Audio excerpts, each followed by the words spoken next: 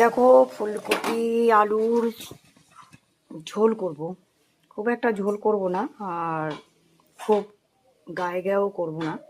ফুলকপিটা ভালো করে ধুয়ে কেটে বেছে নিয়েছিলাম, নিয়ে তারপরে গরম জলে ভাপাতে দিয়েছিলাম লবণ হলুদ দিয়ে। তারপরে তুলে নিয়ে ভেজে নিয়েছি দেখো।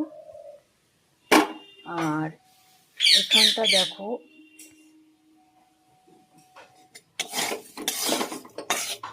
দেখো ওই তেলেই আমি আলুটাও ভাপিয়ে নিয়েছিলাম লবণ হলুদ দিয়ে। আলুটাও ভেজে নিলাম, দেখতে থাকো তোমরা। দেখো আলুটা আমার ভাজা হয়ে গেছে। ফুলকপিটা ভাজলাম তাই কড়াইটা একটুখানি লেগে গেছে, দেখো এগুলো। যাই হোক,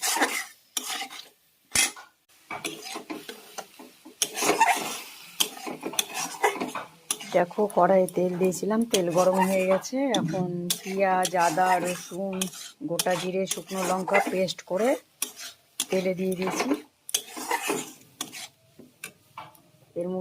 এর মধ্যে পরিমাণ মতন লবণ হলুদ দেব। দেখো পরিমাণ মতন লবণ হলুদ দিয়ে দিয়েছিলাম, তারপর একটা টমেটো কেটে দিয়েছি আর একটু মিষ্টি দিয়ে দিলাম। এবার মশলাটা ভালো করে কষে নেব।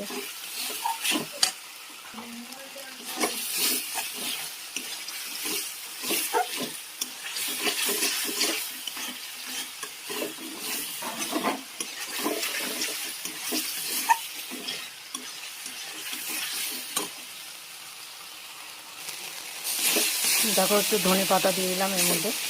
এবার ফুলকপিটা দিয়ে দেবো। মশলাটা আমার ভাজা হয়ে গেছে।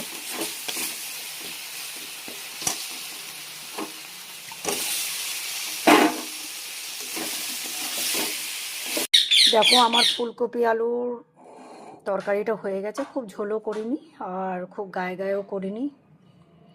এখানে আমি রেসিপিটা শেষ করলাম। Bye bye.